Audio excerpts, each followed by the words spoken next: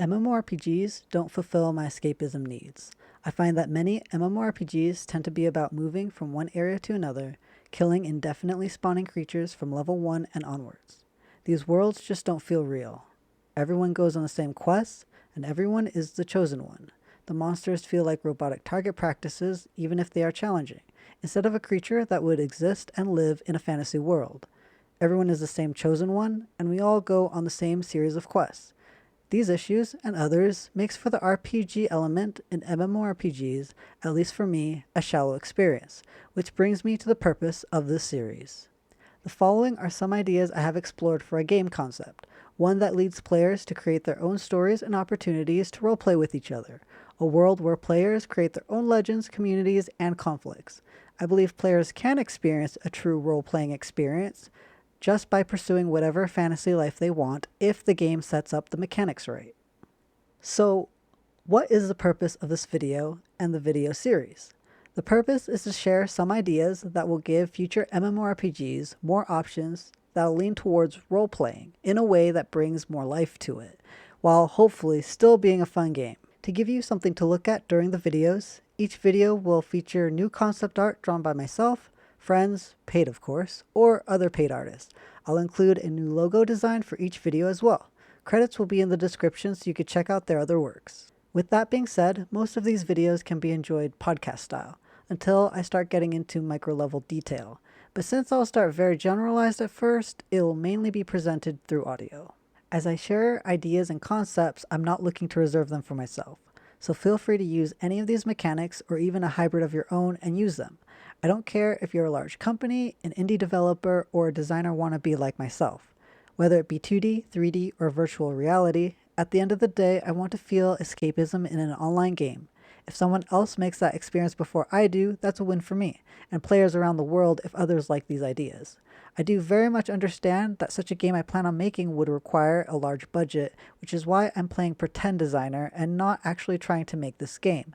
Again, these are just game ideas, designs, and concepts that you can use, take, and discuss. I'm not suggesting that this series will create the best MMORPG, or the one idea that kills all others, but rather something different, and something different enough for future game designers to consider pulling ideas from. My goal also isn't to appease every player. My goal is to create a world of role-playing and escapism for myself. Everyone has a different idea of what their escapism might look and feel like, and this is mine. And maybe it'll resonate with some people. Who knows? If future MMORPGs take these ideas, I want to make a separate video dissecting the differences between my own ideas and their execution, and critique the execution, whether it is an exact replica of mine or not. I also want to look at what I feel are successes and failures, and it may end up helping me rewrite my ideas completely, or discuss how I could go further, or personally if I would want that mechanic in my game as is. But that's just me dreaming for now. Let's get into my foundational goals for this project. I want to address skill limits and depth. It's important to make sure that each player feels like they are part of a larger world, no matter what role or roles they decide to take. I don't want a fighter to have to memorize complex recipes to cook if they need to recover HP quickly, and I don't want a cook to feel like they're forced to be a fighter if they only want to cook, or forced to only cook because they can't pick up a weapon, or that cooking is playing a tiny mini-game if they want more depth. Figuring out how to make players feel integrated into the role-playing experience, depending on the depth of their profession, has been a fun experiment for me. What's also important is understanding the social dynamics of those wanting a community and those wanting to exist separate from a community, namely solo players, but be among other players. The playing alone but with others experience is an important MMORPG aspect that shouldn't be ignored. In other words, there needs to be a balance between in-game role-playing actions and the player's natural social preference, of course with options to change between them dynamically at any time. But the world needs to reward those who want to specialize or master their skills or interests, so that they feel a sense of accomplishment, and all in a way that serves a purpose for role-playing. Such a balance will be difficult to achieve, but I strongly believe to some degree that it is possible. While this isn't a complete comprehensive list of things I want to focus on, it gives me an important starting point. There are many other things I feel would make a strong MMORPG experience, but I think this one is the most important. For now, the next segment is a list of foundational ideas I often ask myself when working on this project. keeping the prior issues in mind. One of my hopes is that this list will become a guideline to define a new genre of MMORPGs going forward. Maybe if these ideas pique an interest, have a go at making a new genre name in the comments below. 1. All the players, creatures, and gods who live in the world need to be based on the game world's sense of reality, that no meta or in-game features contradict. This includes consideration of previously established lore and mechanics when adding new updates to the world. For example, new features and updates should be based on new lore or be based on existing lore. 2. Minimizing menus or action where a player is shown just standing. It must show the in-game character doing the action in the world, even if it's simple. For example, a player would not stand in front of a crafting table and the word success appears over their heads without them doing anything. They would move their arm or tool to craft instead. 3. No flashing success or crit dialogue appearing around the players in the world. You can, however, see the players and monsters start slowing down, panting, receiving recoil, and otherwise behaving weakly if their HP is low. This isn't to say that the UI will be hidden entirely, though. 4. Players will not have the same series of quests. We will go into detail in the future how this will be accomplished. 5. Player actions need to be catalysts for most world conflicts, and changes in the world for it to matter.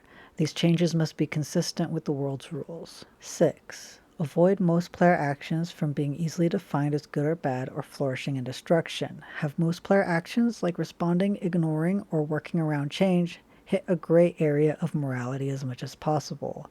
Let players decide if world changes are desired based on their goals, their communities, and their interests.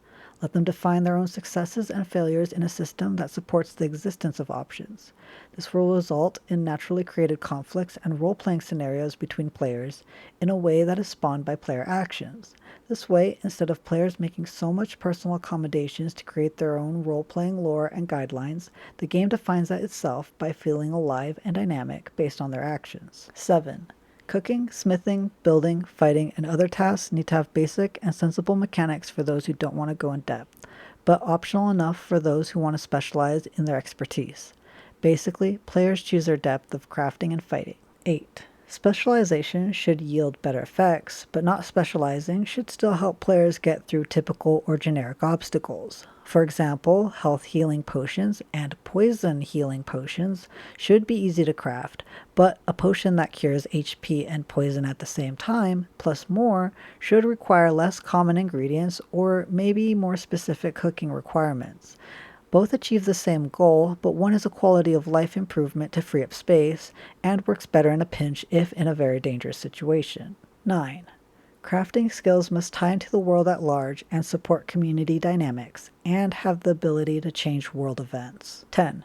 Crimes and PvP need to not be too punishing to the victim if they don't want to experience it, but players still should be given the option to turn PvP on and off, still in a way that falls into the game's lore. Crime and PvP can enhance an experience or destroy it, and a very delicate balance with consideration to different types of players is needed. 11. Players have different psychological states when they know they are interacting with a computer in comparison to a human. Thus, non-monster NPCs can give different experiences for players. It's important to not overlook this factor. Non-monster, killable NPCs can give PvE players a similar killer experience, but outside of the PvP system. Players can also befriend them and gain gifts or support. 12. Minimize fast travel to keep the world feeling large and dangerous, and give more meaning to players getting from one area to another. If there is fast travel, that it is built and maintained by players. 13. In-game text and speaking will consider distance, and closed-off rooms to consider secrecy for when it comes to role-playing for crimes and war mechanics.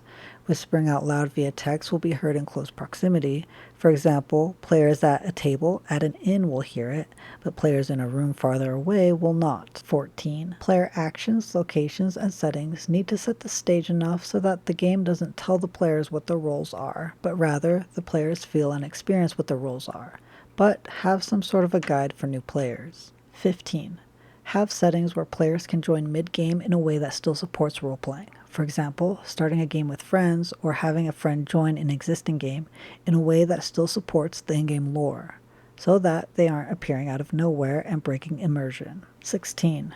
Crime, law, culture, Religious and ruling mechanics helps add drama to communities if it is balanced and fair and gives different options of flexibility. 17. Circumstantial object permanence helps not only the economy, but adds depth to communities, towns, and cities. If a player builds a building, that building will collapse and eventually disappear over time if not maintained, repaired, or if destroyed by monsters or wars. If players leave items in the open world, those will disappear over time, whereas it won't on your active property. Thus, when you see a clean city, you know that the players are active and involved. If you come across a ghost town to loot, you know that something happened there. You might decide to rebuild it if you feel you can, or loot it, pay respects, or leave it for nature to reclaim. 18. Options exist in-game for players to slow settlement decay so that they can choose how often to be online to a degree, although it'll always retain some roguelike qualities if players eventually do abandon the maintenance of a location. All options should not be meta or break immersion and support in-game lore. Personally, I feel that these are all important factors to consider for a new game concept, and my game concept, Spirit Relics. Items disappearing outside of protected properties helps clear items out of the economy, crime and law brings about drama, and crafting alongside fighting, having the ability to change world events, is not really a common practice in MMORPGs today. Also, I want to reassure you that if your favorite MMORPGs don't have these features, it doesn't invalidate them or say that they are bad. I'm not advocating changing existing games that already exist in the genre. Remember that this is merely an exploration of ideas for new games and my own game ideas. With these foundations in mind, we'll go over the outline that makes up Spirit Relics, starting with the basic gameplay. Basic gameplay: logging in and out and in-game character persistence, building properties and settlements, building nomadic settlements, keeping buildings active, monster attraction to settlements, monster repelling, appeasing, and destroying, food, combat, and healing, nature reclaim, travel distances and spawn locations within territories, player death, and the questing system. The following are expanded systems that help support a deeper roleplay experience, starting with the player settlements and then an expansion on nature. Supporting settlement roleplay features are settlement ruling and voting system, building attributes, item engravement and relics, sailing, settlement law and order, black market and cultural items, smuggling, hidden pockets, hidden rooms, hidden guilds, thieves and cults, going incognito, prison and law balance system, graveyards, NPC visitors, immigration and emigration, arenas, wars, raids and raid failures, and brewing. The following are player skills and actions that help support role-playing through player interests. Supporting roleplay features for players: inspiration and world events, teaching and learning, trade routes, cooking, mining, smithing, fishing, ranching, taming, farming, sewing, praying, alchemy, combat styles, hunting, trapping, crafting, and mailing feature. The supporting roleplay features for interactions with nature are core zones and core changes, wildlife movement and evolution, evolution of nesting monsters, mines and digging, calendar phases and seasonal changes, and pets. And lastly, more scope creep, even more scope creep, and endless scope creep. Because, as an idea, I could do whatever I want. And maybe some of these expanded ideas can be used in your game anyways, so I might as well present them. So, I talked a lot about some foundational ideas that are helping me build this game, as well as the outline for future content.